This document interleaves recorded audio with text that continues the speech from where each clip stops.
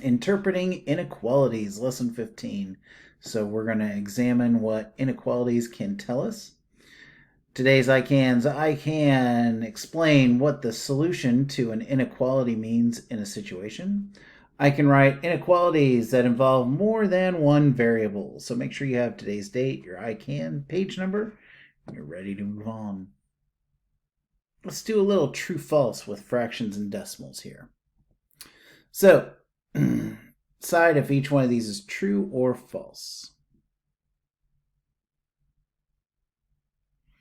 Yeah, this one's false because even though the 3 times each of the parts is correct, this would have to be an addition sign here. So that's how that one is false. And what about here? Yeah, still got the 3/4, right? We just switched the order. Is 1/3 equivalent to 2/6? Yeah, so this one is true. What about here?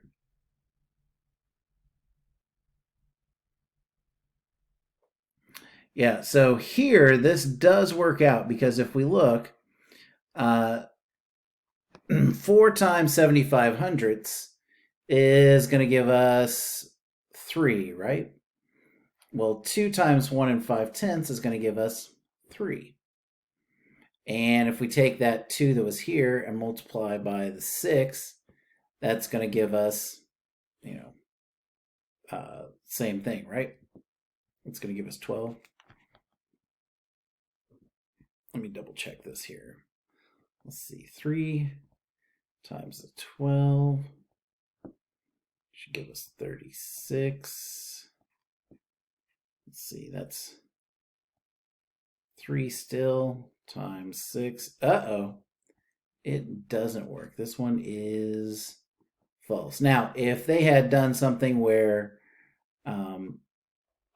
they had taken that 4 out at the very beginning and done something like that to spread it out, then yeah, but not in this situation. Let's talk about some basketball. All right. Noah scored N points in a basketball game. What does 15 less than N mean in the context of the game? Yeah, it just means that he scored more than 15 points. What about here?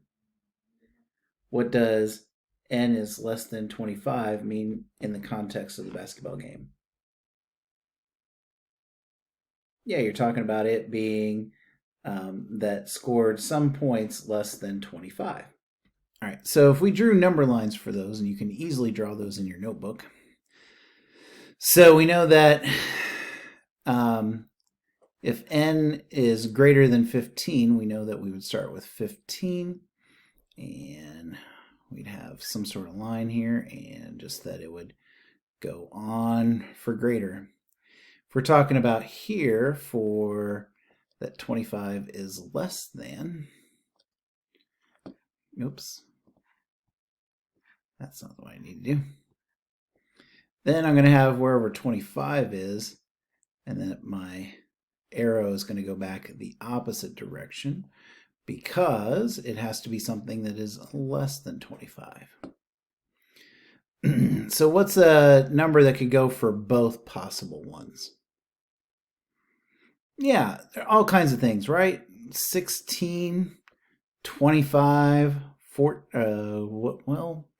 won't work. 19, 23, anything that's in between those numbers would work.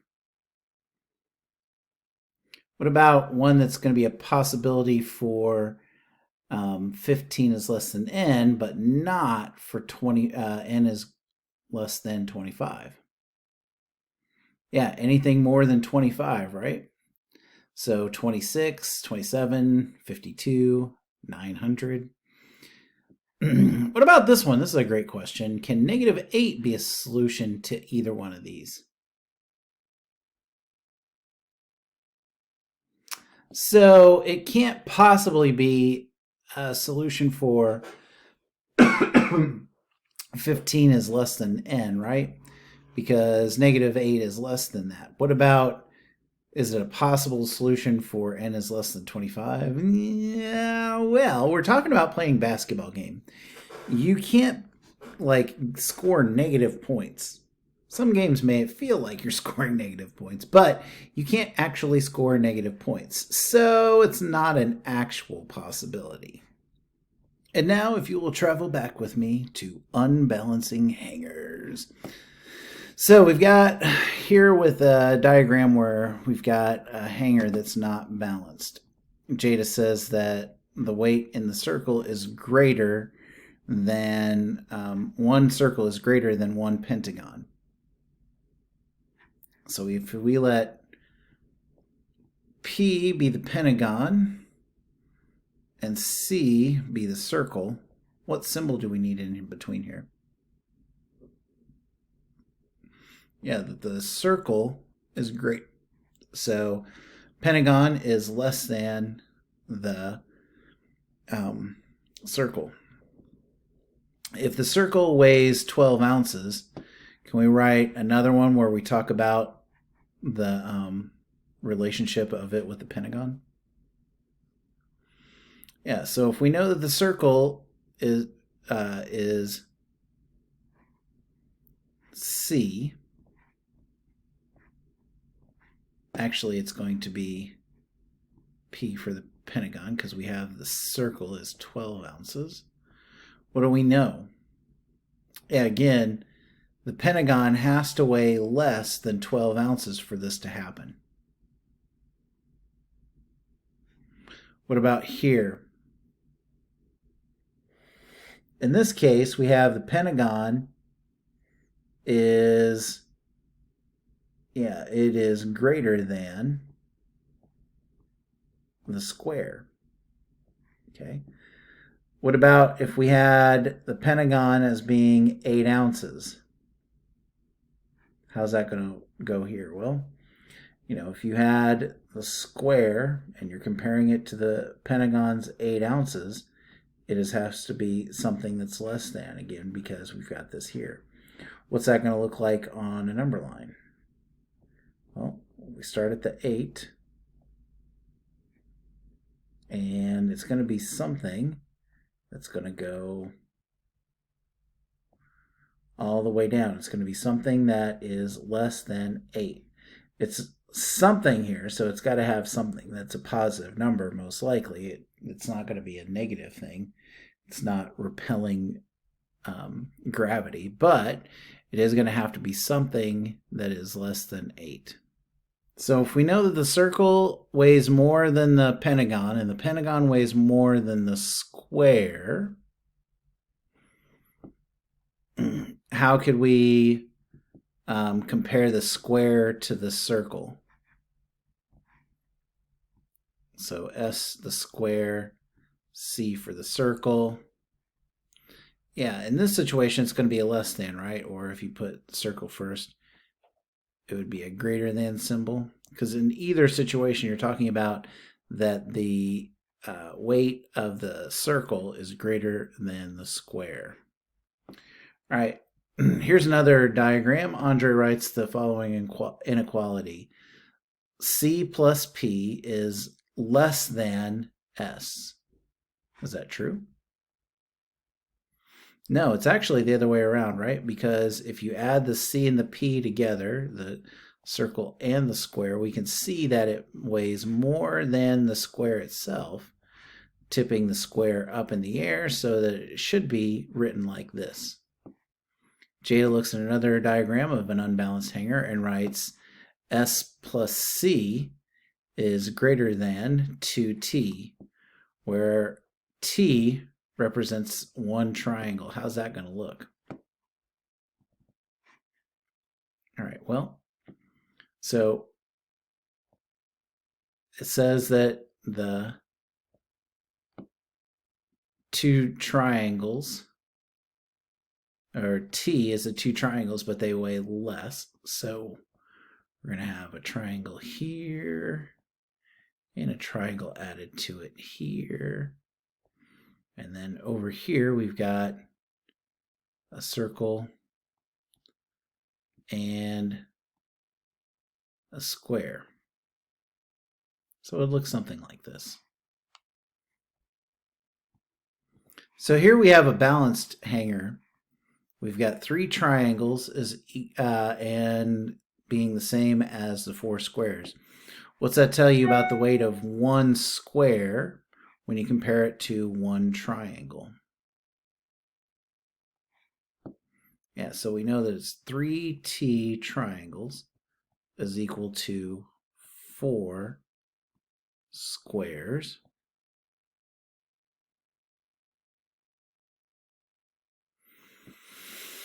So, what's that going to end up equaling? Well, if you think about it, one square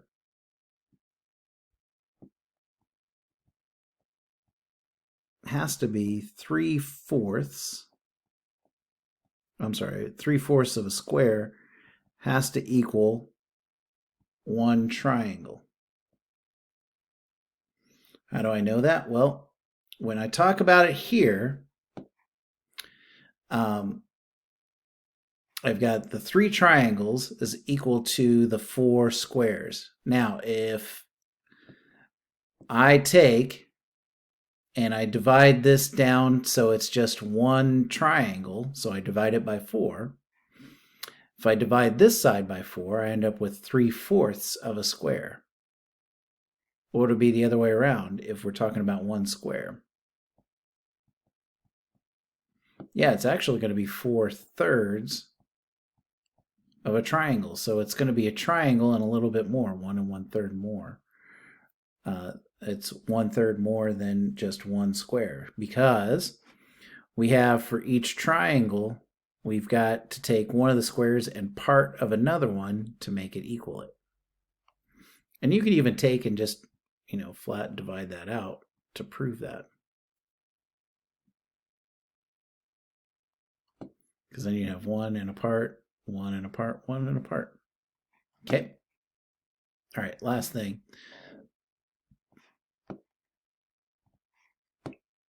Oh, we did that kind of up here. So you could say something like that the triangles are greater than the squares. Squares are less than the triangles.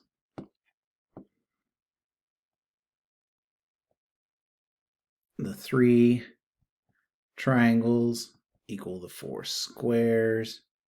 All of these work to explain the relationship of what's going on. Could have even done like t plus t plus t is equal to 4s. I mean, there's lots of ways to break it up as far as an inequality. So we're going to kind of wrap up here using this information. When you talk about like an elevator, how much weight it can take.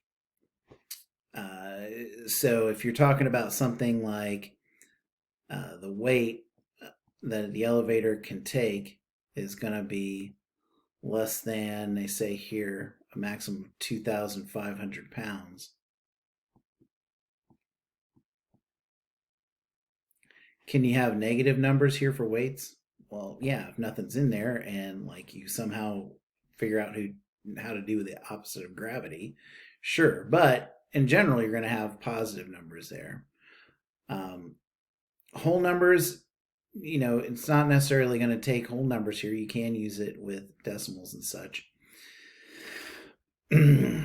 If we had something like this, would it be able to, if the maximum capacity is 2,500 pounds, can it handle exactly 2,500 pounds?